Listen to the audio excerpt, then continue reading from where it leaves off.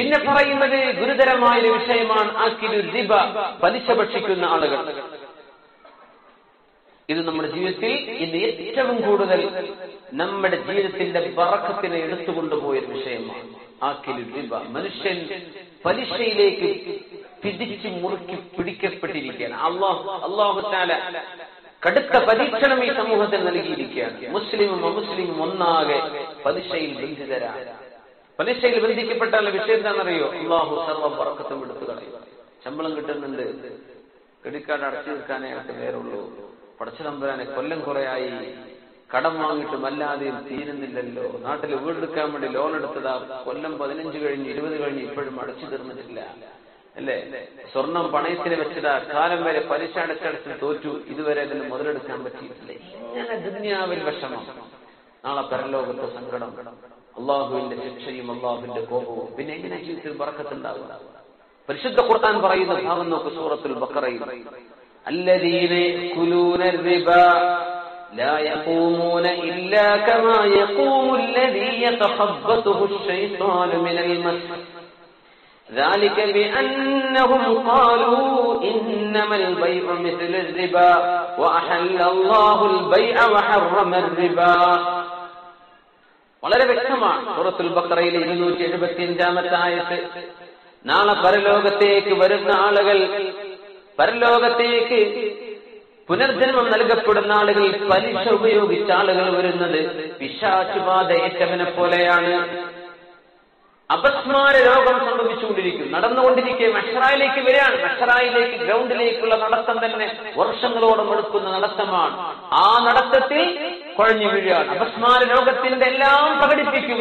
പിശാചുബാധ ഏറ്റവനെ പോലെയാണ് നടക്കുന്നത്. അങ്ങനെ നടക്കുന്നവരെ കണ്ടാൽ അറിഞ്ഞോ, അവർ ദുനിയാവിൽ പലിശ തിന്നവരാണ്. അള്ളാഹു കഴിഞ്ഞു പോയതൊക്കെ പുറത്തു തരട്ടെ. ഇനി ജീവിതത്തിൽ അത്തരം അബദ്ധങ്ങളോ തെറ്റുകളോ വരാതിരിക്കാൻ അള്ളാഹു നമ്മെ സഹായിക്കട്ടെ. അള്ളാഹുവിനോട് കാവലിനെ ചോദിക്കും മുഅ്മിനീങ്ങളെ. അല്ലദീന യഅകുലൂന റിബ, ആയത്ത് നോക്കൂ. അല്ലദീന യഅകുലൂന റിബ, പലിശ തിന്നുന്ന ആളുകൾ. അതുകൊണ്ട് പലിശയുമായി ഡയറക്റ്റ് ഇടപെടുന്ന ജോലികൾ മുസ്ലിമിന് പറ്റില്ലെന്ന് ആദ്യമായിട്ട് മനസ്സിലാക്കുക.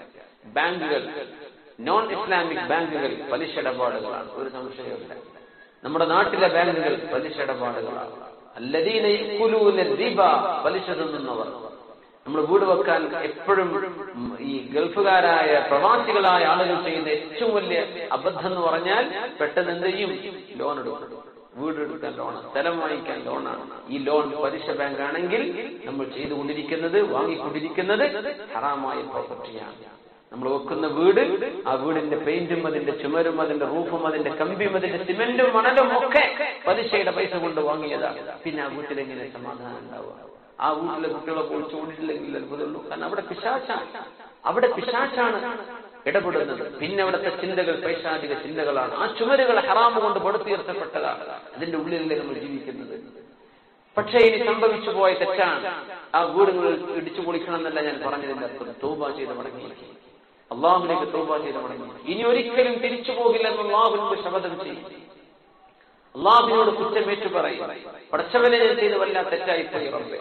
ഒരൽപ്പകാലത്തേക്കൊന്ന് കാത്തിരുന്നാൽ, ഒരൽപ്പം നമ്മളൊന്ന് ക്ഷമ പാലിച്ചിരുന്നാൽ അള്ളാഹു നൽകുമായിരുന്ന നിഅമത്ത് നമ്മൾ പെട്ടെന്ന് ധൃതിപ്പെട്ട് ചാടി നമ്മൾ മുമ്പോട്ടെടുക്കുകയാണ്. അതുകൊണ്ടാണ് ഇത് വരുന്നത്. വീട് പൂർത്തിയാക്കാൻ ശമ്പളം കൊണ്ട് മാത്രമാണ് ഇവർ പക്ഷേ 10 കൊല്ലം എടുത്തുന്നത്. ആയിക്കോട്ടെ, 10 കൊല്ലം കൊണ്ട് പൂർത്തിയായിക്കോ, നമ്മൾ ആരോടും കരാറില്ലല്ലോ 2 കൊല്ലം കൊണ്ട് തീർക്കുന്നത്. നമ്മൾ ഈ 2 കൊല്ലം കൊണ്ട് വീട് പണി തീർക്കണമെന്ന് നമ്മൾ നിശ്ചയിച്ചതാണ്. അതിന് പിശാച് നമ്മൾ പ്രേരിപ്പിച്ച് പെട്ടെന്ന് ലോൺ എടുത്തേക്ക്. എങ്ങനെ? പലിശ ലോൺ. അസ്തഗ്ഫിറുല്ലാഹ് അലൈഹി. അത്തരം ആളുകൾ തൗബ ചെയ്ത് മടങ്ങിയിട്ടില്ലെങ്കിൽ ഗുരുതരമായ തെറ്റാണ് അവർ ചെയ്തിട്ടുള്ളത്. തൗബ ചെയ്ത് മടങ്ങിയേ പറ്റൂ. നാളെ പരലോകത്ത് വരുന്ന സമയം ഈ തൗബ അല്ലാഹു സ്വീകരിച്ചില്ലെങ്കിൽ, നമ്മൾ തൗബ ചെയ്തിട്ടില്ല എങ്കിൽ, സ്വീകാര്യമായി തൗബയല്ല ചെയ്തിട്ടുള്ളതെങ്കിൽ, ഖബറിന്ന് എഴുന്നേറ്റ് മഹ്ശറയിലേക്ക് നടക്കുന്ന നടത്തം മുഴുവനും അപസ്മാര രോഗികളെ പോലെയാണ് അവൻ പെരുമാറിക്കൊണ്ടിരിക്കെ. ഇല്ലാ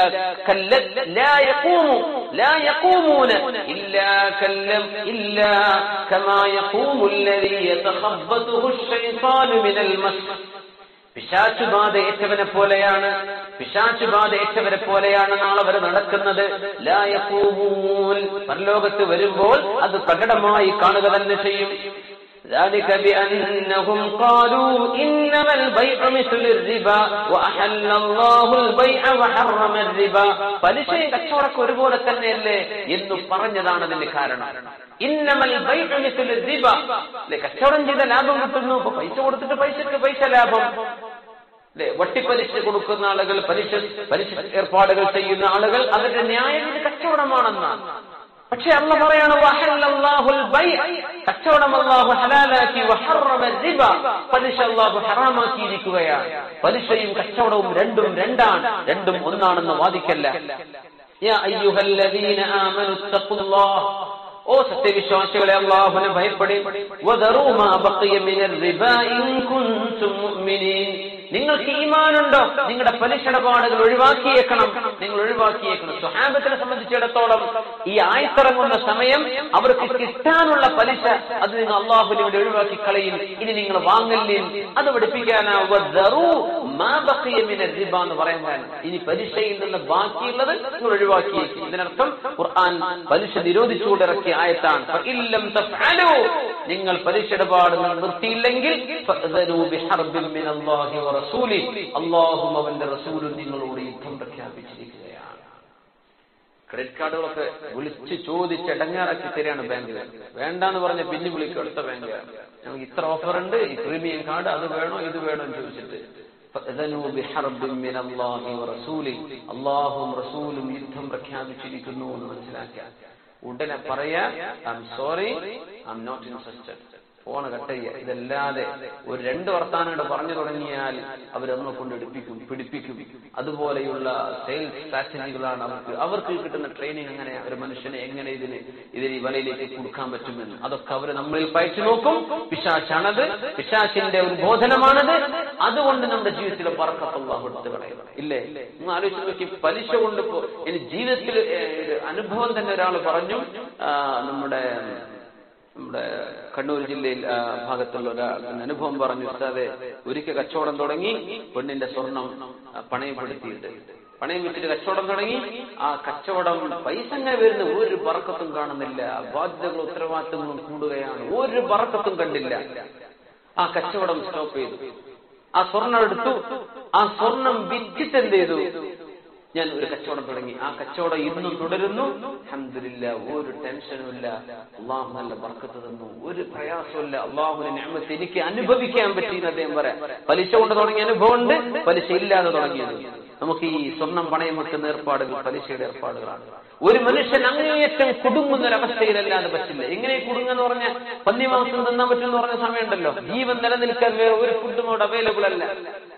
കള്ളു കുടിക്കാൻ പറ്റുമെന്ന് പറഞ്ഞ അവസ്ഥ എന്താ? മരിക്കാൻ പോവാൻ. ഇവൻ ആ ഒരു ഗ്ലാസ് കള്ളയോടെ ഉള്ളൂ, ഇതവൻ വായിലേക്ക് ഇറക്കിയില്ലെങ്കിൽ അവൻ മരിക്കുമെന്ന് ഉറപ്പാ. വേറെ ഒരു വെള്ളവും ഹലാലവിടെ കിട്ടാനില്ല. അങ്ങനത്തെ അവസ്ഥ എന്നതുപോലെ ഹലാലുകൾ ഒരു നിലക്കും അയാളുടെ മുമ്പിലില്ലാത്തൊരവസ്ഥയിൽ ഒരാൾ കുടുങ്ങിപ്പോയാൽ അങ്ങനത്തെ ഒരു കുടുക്ക് എത്രയാണെന്നോ എങ്ങനെയാണെന്നോ വിശദീകരിക്കാൻ എന്നെ കൊണ്ട് കഴിയില്ല. അത് നിങ്ങൾക്കും പടച്ചവനെ മാത്രമേ അറിയുള്ളൂ. അള്ളാഹു, ഞാൻ കുടുങ്ങിപ്പോയിരുന്നു റബ്ബേ, പടച്ചവന്റെ മുമ്പിൽ വേറെ ഒരു മാർഗവും ഉണ്ടായിരുന്നില്ല എന്ന് നിങ്ങൾക്ക് അള്ളാഹുവിനോട് പറയാൻ പറ്റുന്ന ഒരു കാരണമുണ്ടെങ്കിൽ മാത്രമേ പലിശടപാടുകൾ ആ ഒരവസ്ഥയിൽ മാത്രം അള്ളാഹു പുറത്തിരുള്ളൂ. അല്ലാത്ത അവസ്ഥയിൽ ഒരിക്കലും അള്ളാഹു തആല പുറത്തില്ല. അള്ളാഹു അവന്റെ റസൂലും യുദ്ധം പ്രഖ്യാപിച്ചിരിക്കുകയാണ്. ആ യുദ്ധ പ്രഖ്യാപനം നമ്മുടെ ജീവിതത്തിൽ അള്ളാഹും റസൂലും യുദ്ധം പ്രഖ്യാപിച്ചാൽ പിന്നെ എന്താ പിന്നെ ആരോടാണ് നമ്മൾ പ്രതിരോധിക്കുന്നത്? നമ്മൾ എങ്ങനെയാ പിന്നെ ജയിക്കുക? എങ്ങനെ നമ്മുടെ ഉമ്മത്തിൽ ഖൈറുണ്ടാവുക? ലോക മുസ്ലിം സമൂഹങ്ങളിൽ, മുസ്ലിം രാജ്യങ്ങളിൽ എങ്ങനെയാണ് സ്വലാഹ് ഉണ്ടാവുക? പലിശ ഇടപാടുകളിൽ നമ്മുടെ ബിസിനസ്സുകളും നമ്മുടെ ഏർപ്പാടുകളും എല്ലാം വരിഞ്ഞു മുറുക്കിയിരിക്കുകയാണ്. ക്രെഡിറ്റ് കാർഡ് ഉപയോഗിക്കാത്ത ആളുകൾ ഈ സദസ്സിനെ കൈമുക്കിയാട്ടെ. കാർഡ് ഉപയോഗിക്കാത്തവർ അൽഹംദുലില്ലാഹ്, ഇത് വലിയ മനോഹരമായ തീരുമാനമാണ്. ഇത് ജീവിതത്തിൽ സാധിക്കുമെന്നതിന്റെ തെളിവ് കൂടിയാണ്. അൽഹംദുലില്ലാഹ്. അല്ലാഹു തആല ജീവിതത്തിൽ ബർക്കത്ത് ചെയ്യട്ടെ. അല്ലാഹു ബർക്കത്ത് ചെയ്യുമാറാകട്ടെ. കുടുങ്ങിപ്പോയ ആളുകൾക്ക് അല്ലാഹു രക്ഷ നൽകട്ടെ. പശ്ചാത്തപിക്കാനുള്ള മനസ്സ് അല്ലാഹു തരട്ടെ.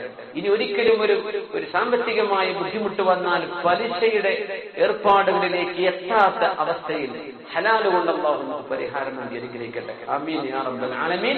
പലിശ നിന്ന ആളുകൾ വരുന്ന രൂപമാണ് ഖുർആൻ പറയുന്നത്. ലാ യഖൂമൂൻ ഇല്ലാ കമാ യഖൂമുൽ ലദീ യതഖബ്ബതുഹു ശൈത്വാനു മിനൽ മസ്, പിശാച് ബാധ ഏറ്റ പോലെ പരലോകത്തേക്ക് വരുന്നവർ.